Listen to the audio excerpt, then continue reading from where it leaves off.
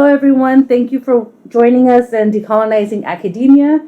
My name is Citlalmina Nawak, and I am the creator and founder of this resource where we want to democratize education and introduce you to amazing scholars that are doing the work in academia, transforming and reclaiming these institutions for our people's liberation and perspective.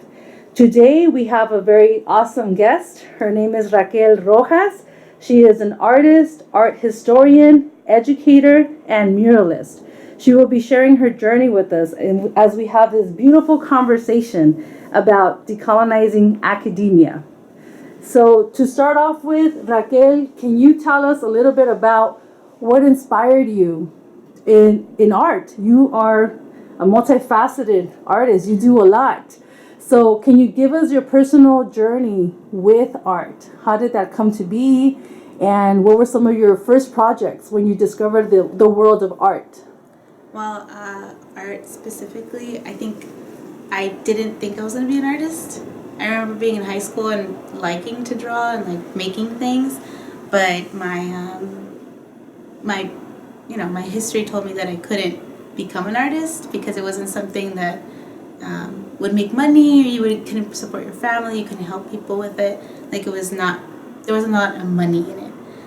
So I remember being in high school and like just really liking to draw and making a mural in high school. And I was like, no, I'm gonna go to school and become a lawyer. This is what I'm gonna do. So I went to UC Davis and I got my degree in political science and art, because I was like, oh, well, maybe I could just still do art, but I'll have political science there. So that idea of like becoming an artist wasn't a thing. Like it just wasn't something that I believed it could be true.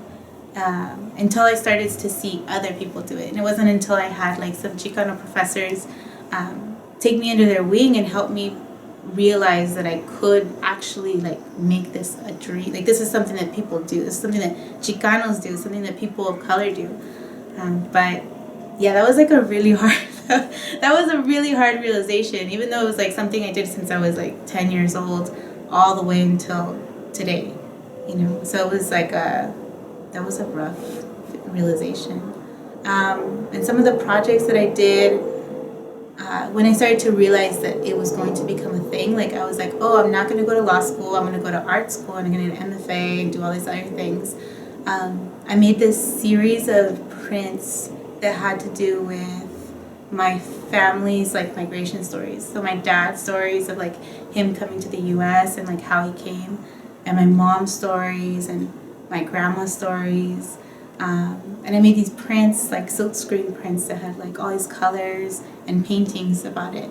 That's what I applied to my MFA programs with, but that was like the first time I ever said like this is a project that I'm going to do because it's important. So it wasn't, and of course like art wasn't for me something that was just like a throwaway piece. It wasn't commercial. It was like very specific to our history and like what we needed to tell.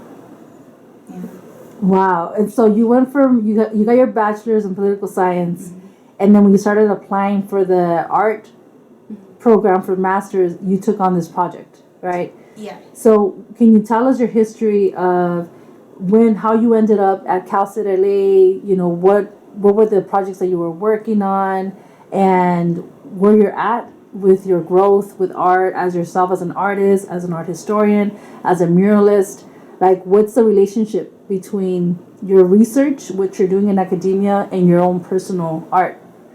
Okay, so there's a lot of things. So where do we start? So first, when I applied to graduate schools, the first time around after UC Davis, I applied to maybe like 10 or more schools. And when I applied to those schools, they all sent me no letters.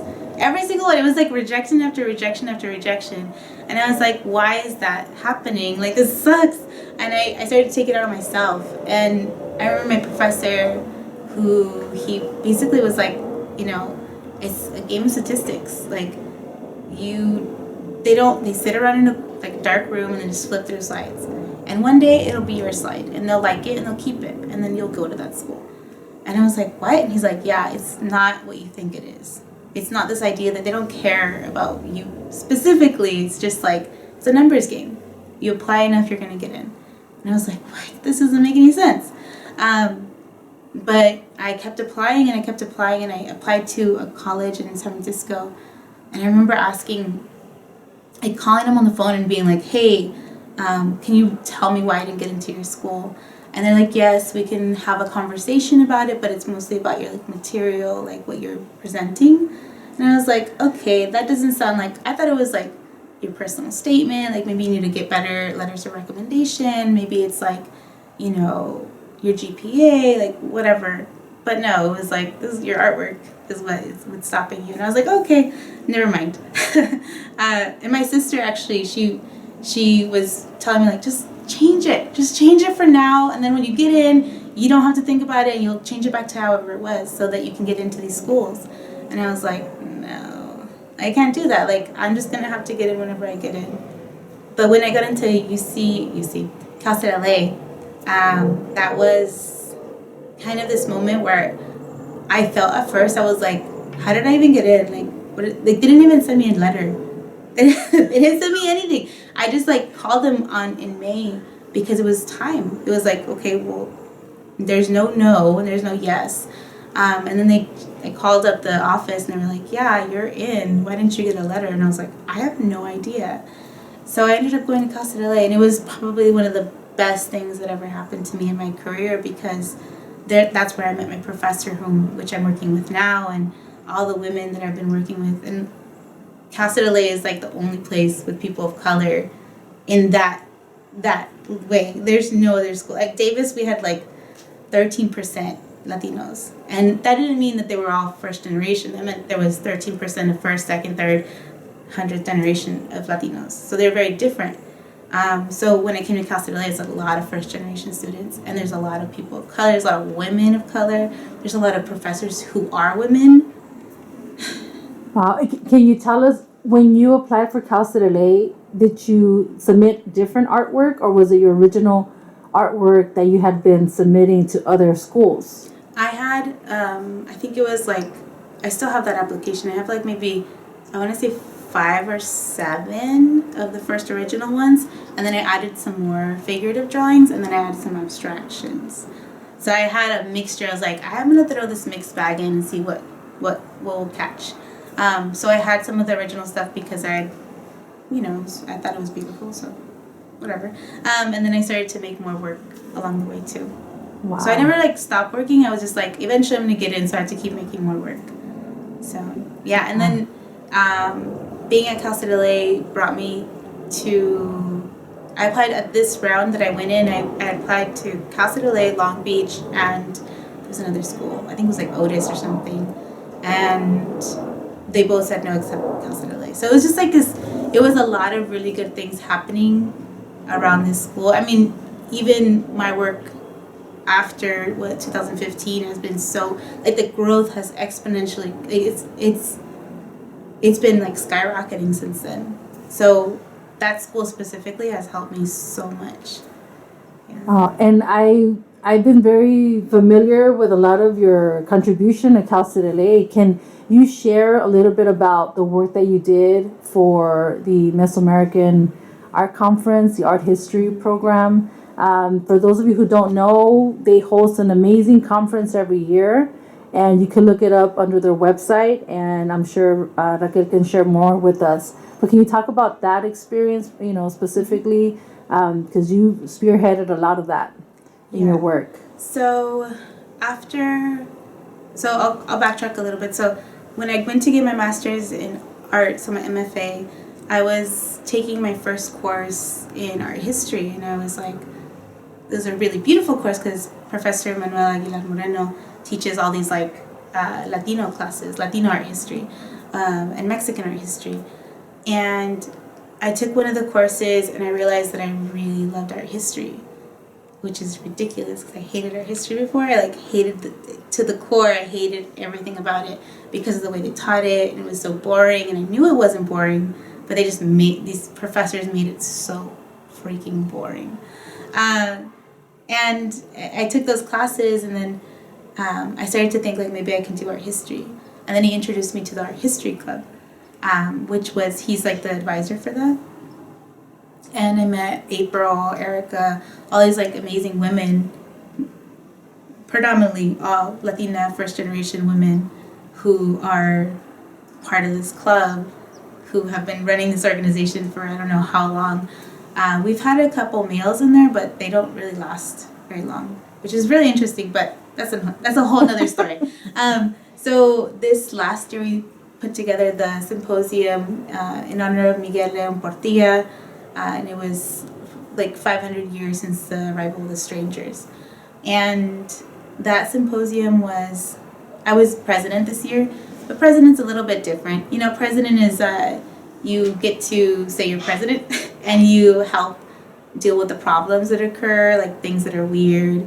But mostly it was like the collaboration of all the women together. There was like 5 of us who were working like diligently every day on these projects. And we put together the symposium in partnership with the Getty, and it was probably the way I just saw myself grow this way, and I saw us grow like as an organization. Like we were able to like maintain this like really dope conference and not stress out about it too much, but we put in a lot of work.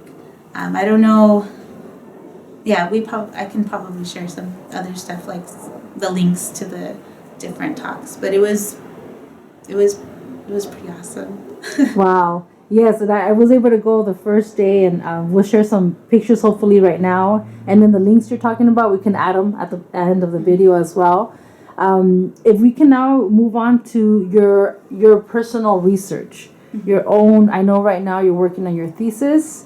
Can you kind of share some of your personal highlights, your journey with what you're researching, what you're looking at? What are some of the experiences you've come across? What are some of the interests that you have in art history? And when I personally met you was when you were giving your oral presentation on the Tree of Life in Art of Mesoamerica. So that's really, really important research. So you guys keep an eye out for that. And just kind of share that particular journey with the evolution of your own research and where you're at. What makes you the most excited about your research? Okay, so I'll start back where I was earlier. I used to hate art history because it was so boring, and I thought it was boring because I wasn't included. There was never anything about like Mesoamerica or even like post-colonial time. Like there was just nothing about Mexicans. So I went to Davis, and we had as a mandatory course, we had to take 3 art history courses, and I passed each one with like a C-, like just barely, not getting a D, but C-. And I remember sitting in class and just like listening to everything and just not absorbing any of it. So when I went to Cal State LA, I had a professor, and he taught me that we're part of the canon. So we had the Mexican muralist class where we studied Diego, Siqueiros, Orozco, and Frida. And then we had like the other classes like about Mesoamerican art, Andean art, colonial art, Aztec art, specific, just on the Aztecs, like a whole course on it. And you still didn't get to see everything. So there was like all this material that had been never introduced to me until I was freaking 25 years old. And I was mortified because I was like, why didn't we have this at Davis, a huge institution? Like, did they just not have money to pay for a teacher? Like, what was it? Because they had a lot of freaking teachers in like Italian art and all this other stuff. But like, what about, Mesoamerica? So they just hired one, 2018, I think. That's too late. I didn't get those courses. So I was able to see art history for what it was, and that inspired me to look deeper into it, because I was like, okay, well, if this is art history, I want to see if it's like it has to make sense to me, I guess. So I started to look at the text and like started to see that, I know that you are familiar with this too, like you start to see that women are subservient, women are this, women are that, like we're the parallelism where women of Meso society were parallel to men, like just a little bit demeaning in a lot of the texts, and we didn't have a lot written about us. I didn't understand that. At first I was complacent with the idea of like Coyolxauhqui and Coatlicue and donatsin and all that cool stuff. And then I was like, wait, there's more. I'm not two-sided. I'm not two-dimensional. I am a very multi-dimensional, multifaceted person. How is it possible that we only have these like deities to look at? So then I started to research, which led me into this path of like really investigating stuff. And at the same time, I was making my MFA thesis on the uterus and violence against women. So I was specifically looking at women in Mexico, the United States, and Canada, and like their traumas. So the amount of violence towards women in these specific areas and who is targeted the most is mostly Indigenous women, Black women, and Mexican women. So we have this hatred towards women in the Americas. So I'm like, oh, this is similar to what I'm reading. Like, there is no support for us. So I was like painting the uterus and making prints of the uterus and like constantly looking at the female anatomy. So that one day I was looking at what was I looking at? I was looking at the Codex Vindomonense. It's the Codex Vienna. It has a different name, but like the indigenous name, I forget. But there's an image on page, I think it's page 37. We can probably show a picture of it. And I looked at it and I was like, this is really interesting because it looks just like a uterus. And my professor was like, oh, that's the tree of life. That's a tree of Amapoala or something. And I was like, wait, what? Like, this is a tree? This definitely has 2 ovaries, and this is the uterus area, like the vaginal area, and there's people coming out of it. So I was like, oh, this must be feminized. Like, this must be associated to the woman. And it's like, no, this is just a tree. And I was like, wait, where's like, is there more interpretations of this? Like, where is this about? Like yes, it has to do with like the cosmos and all that beautiful stuff, but it doesn't necessarily come back and be like, yes, the cosmos is here, but like this is also an analogy of like birth and like the female body. Like, it doesn't feel like there's a strong correlation there for whatever reason. But they did have it within caves. Like, if you look at caves in all different societies, not even just Mesoamerica, but all over the world, caves are interpreted as like feminine, as women's, as wombs, as like those areas. So we already associate that, but not the tree. So I was like, there was something about the trees that was calling my attention, and it kept calling my attention. So then I started to research more about the trees of life. And so at this point, you're drawing these comparisons, right? So you're making this analysis, and you're getting pushback. Is that like, are you being told like, no, like how you said, no, this is just art. This is not, like, were you told this is not a female anatomy, or this isn't? Like, did you encounter that resistance within like your research, or like people like not trying to give that much importance to women's bodies or women's anatomy?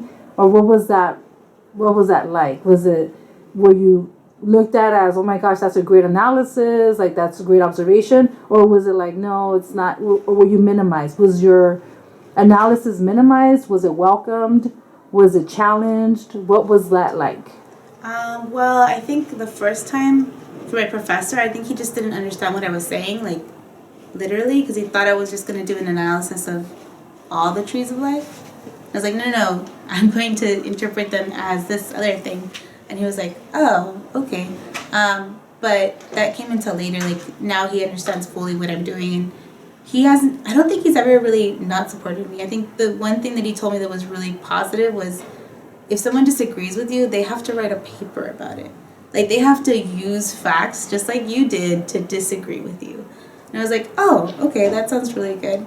But sadly, a lot of the women that I met in academia, when I would talk to them about it, they would kind of be like, what are you talking about? The first thing they would say is like, and I was like, oh, what is your research? Because I was talking to professors for PhD programs.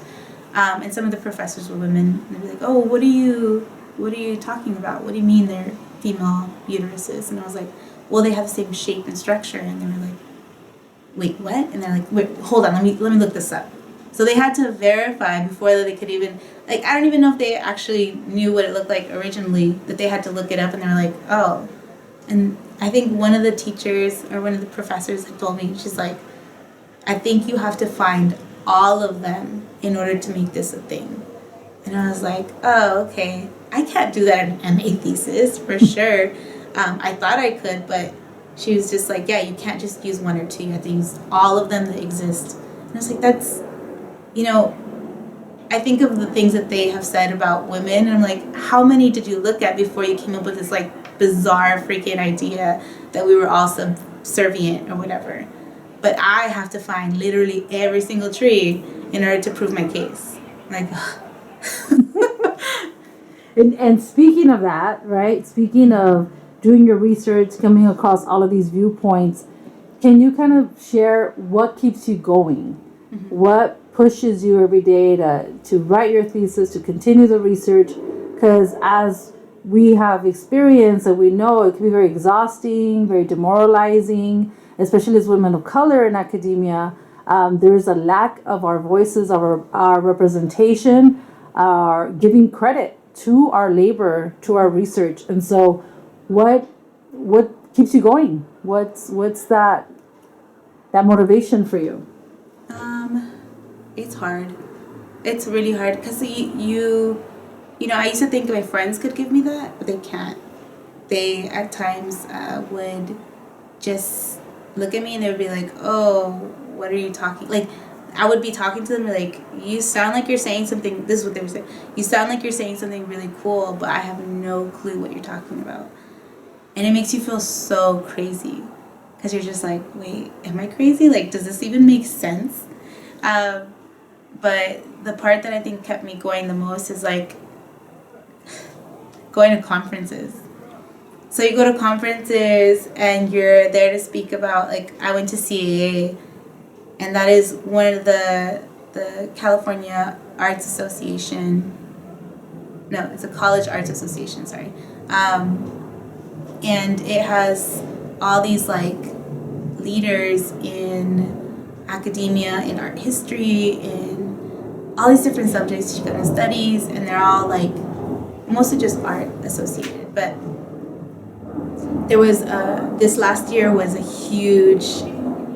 It was they had a lot of papers on Mesoamerican studies, so there was a lot of people who were not people of color who were there talking about our history.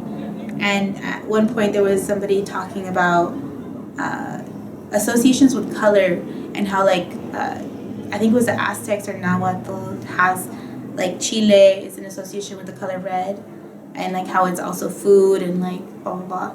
And, like, chapapote is, like, an association of black, but it's also an association to something they know familiar as, like, a substance, and it's sticky and all this other stuff.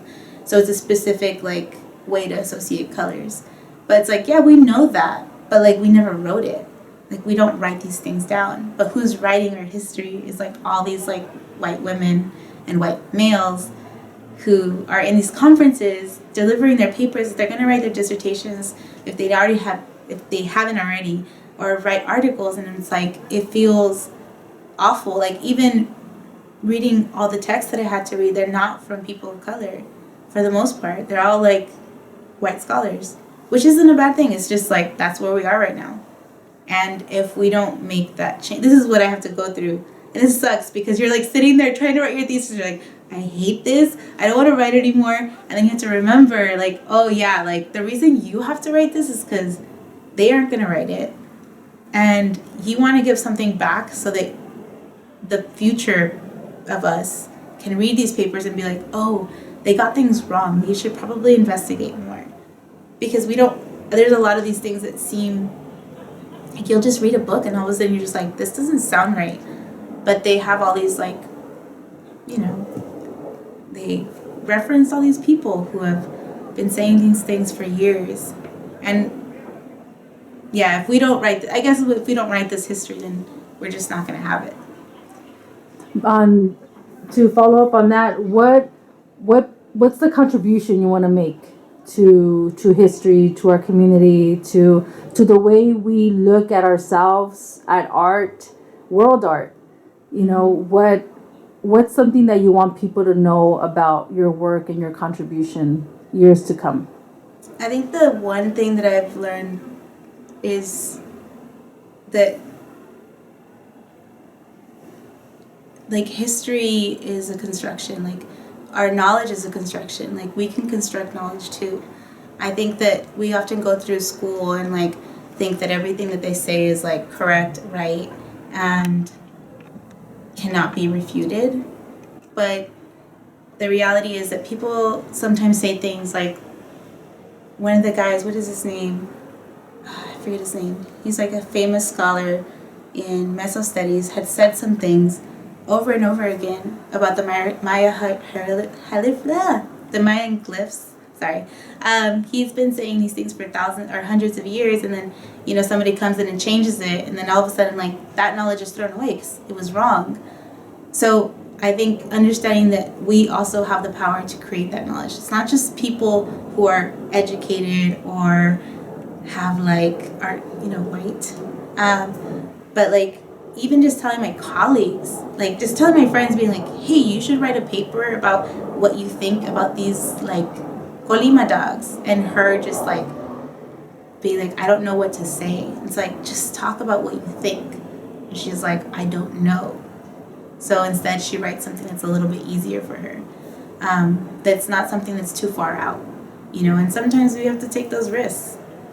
But yeah, like, knowledge is a construction. You can create it. You just have to find your resources, right? Interdisciplinary approaches are like the best. Yeah, it's like definitely number one contribution. And lastly, to think about students who are coming into these spaces, you know, they're interested in art, they're interested in history in general, and they struggle to be inspired, to be motivated. They feel out of place. They feel like they don't belong. They feel that what's the point? They're just gonna continue repeating old scholarship. What can you tell that student who's showing up first day of school, you know, first generation or whichever? What are the advice that you wish someone would have told you, you know, years ago when you stepped into these spaces? What is something that you think they would really benefit from your wisdom? I think I had really good mentors, because I do have something that they told me, or he told me, when my mentor was Malakias Montoya when I was in undergrad, and a lot of till now actually. But he told me, he's like, you can't drop out because then you're going to become another statistic. And it's like, oh, that's right. Like, statistically proven, we're not supposed to be here. Statistically proven, we're not supposed to be in higher education. We're not supposed to go and write books. We're not supposed to do these things. This is not where we're supposed to be. But that's okay. If we stop what we're doing, we're just going to contribute to that whole, like, understanding of ourselves. Like, we have the Chicano pipeline that tells us where we're supposed to be, and I'm part of the 0.001% now, or 0.1%, something like that.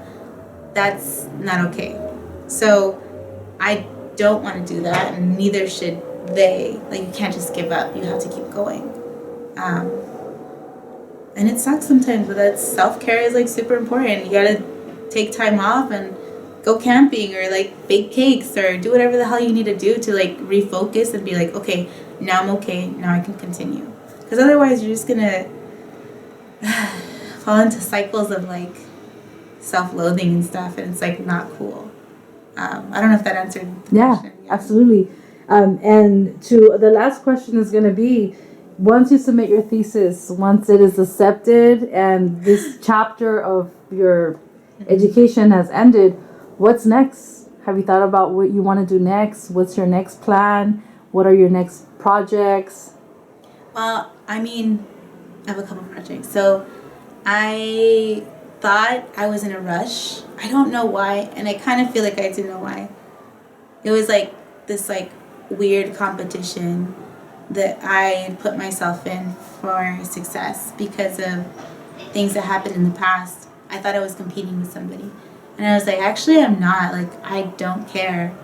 And I want to take a break because it's exhausting and you can't do it full time. Like, I thought I can just jump. I jumped from one MA to another. So I got my MFA and then I jumped to the MA. So I've been in school for about 4 years now, getting these 2 master's degrees.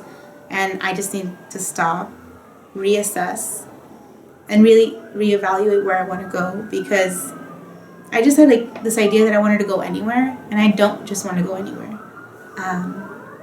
because I've already set roots here, and I want to continue those roots here in LA, and make the projects that I've been dying to do, because I'm a muralist. I'm also an artist who creates like pop-up exhibitions in the middle of nowhere, and I haven't done any of that, and I haven't done any of that in LA. Some of the things that I've wanted to do are like,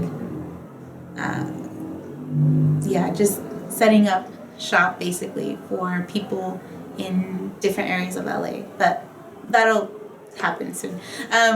That, and just paint more murals, like collaborate with schools, figure out what it is, but like more community murals. Awesome. And just to end the video, any last thing you would like to tell anybody, any useful information, any tips, any resources, any websites they should check out? Where would you recommend someone to look up for inspiration, for guidance? You know, that's interesting. I think I don't know, man. Like, I think, you know, if it feels right, you're gonna do it, and if it doesn't feel like it's you're gonna do, it's fine. But, you know, getting your MA, as you know, and like going into higher education and planning all these things is like, it takes a toll on you, but you can't blame yourself. You can never blame yourself, because this is like historical trauma. This is all the stuff that you feel when you're in those spaces, when you feel like rejected, when you feel like not a part of something. It's because they've made it so that we feel that way, and we're not supposed to feel that way. We're supposed to feel safe, and you know, when we do feel that way, we've got to find community. Always try to find your community, otherwise you're gonna be freaking so sorry the whole time. So yeah, find community within whatever space you have. Mine was our history society. They like held it together, and despite the fact that sometimes I couldn't share all the information I wanted to, they were just a group of friends that I can hang out with and just be brown with. Awesome. Yeah. Thank you so much, Raquel, for sitting with us and sharing your journey. I welcome, I congratulate, I look up to you. You're very inspiring, and which is why I want other people to know who you are in your work, because we need to create our own narrative. We need to create our own resources, our own education, our own content, and let others know that we exist, because through our existence and our work, others are going to be motivated as well, and they need to see themselves in you, and they need to know what badass fucking scholars look like, and what they work and what they sound like, because we're not represented, we're not in the mainstream, we're not given the proper, you know, channels and representation that we deserve. So I want to thank you for being part of this project. So everyone watching, thank you so much for watching, and encourage you to please look at her work, you know, listen to this, share this video with other people, let them know that there are some badass women in academia, women of color, who are creating shifts and powerful movements. So thank you very much. Thanks.